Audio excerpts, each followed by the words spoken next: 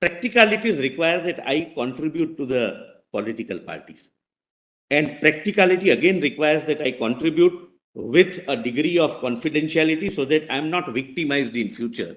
The problem with the scheme, Mr. Solicitor, it provides for selective anonymity. It's not completely anonymous. It provides selective anonymity. Confidentiality. Or selective confidentiality. Yes.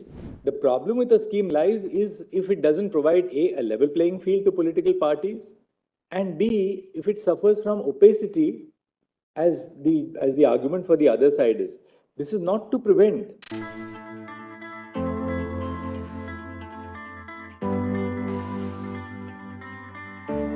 But sometimes what used to happen is, in my business, I get only clean money or substantial part of the clean money, but practicalities require that I contribute to the political parties. And practicality again requires that I contribute with a degree of confidentiality so that I'm not victimized in future. And therefore, clean money used to be converted into unclean money. White money being converted into black money so that it can be paid according to them anonymously and according to me with confidentiality. And this is disastrous for the economy when white money is converted into black money. But as the learned Chief Justice yesterday gave an example, quite possible that 100 people may buy bonds at 1 crore rupees each, and somebody may purchase those 100 crores by paying cash. I just, my lord, I wanted to answer that question, my lord. But I also examined, my lord, that question. What your lordship's query, my lord, as I have understood is that suppose I have 100 crore in cash. Now your lordships are examining the scheme for the purpose of answering this particular query right now. I'll go into the history thereafter. I have 100 crores.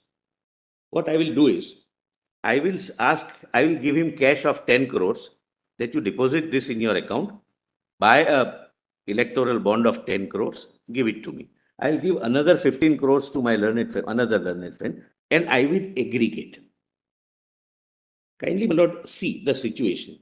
The moment 10 crore of cash goes in his account, there are checks and balances within the income tax department. He will have to face the investigation.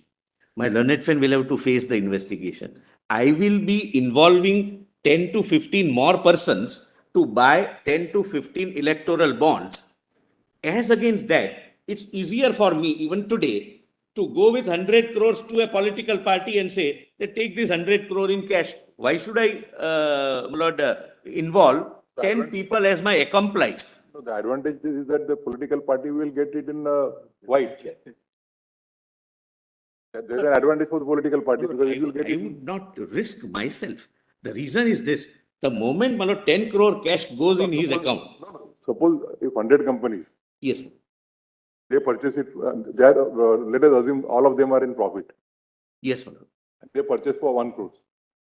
So they will get a double benefit that they will get income tax exemption for the amount that they have paid on. Correct. Yeah.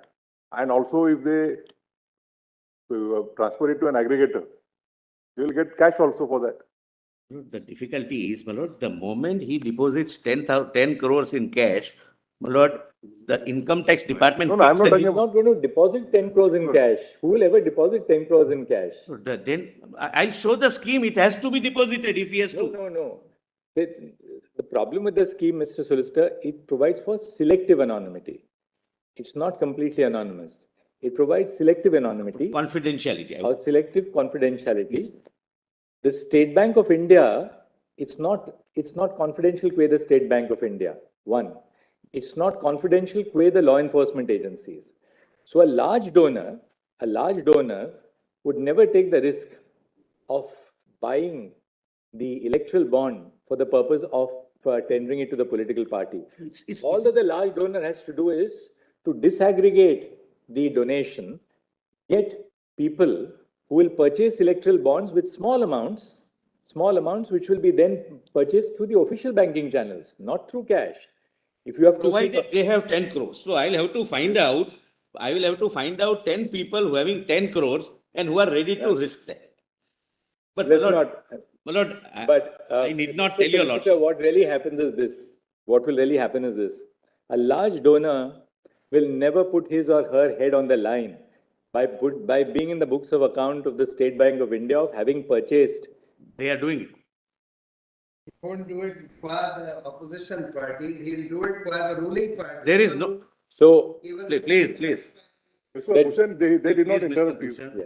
Please, Mr. Bhushan. So what would really happen is this, and that this is what the scheme is capable of, because it's selective anonymity, it's Lord, selective confidentiality. My lord, I need not tell your lordships, my lord. A possible or potential abuse may not perhaps be the ground, but let me explain the entire scheme to your lordships.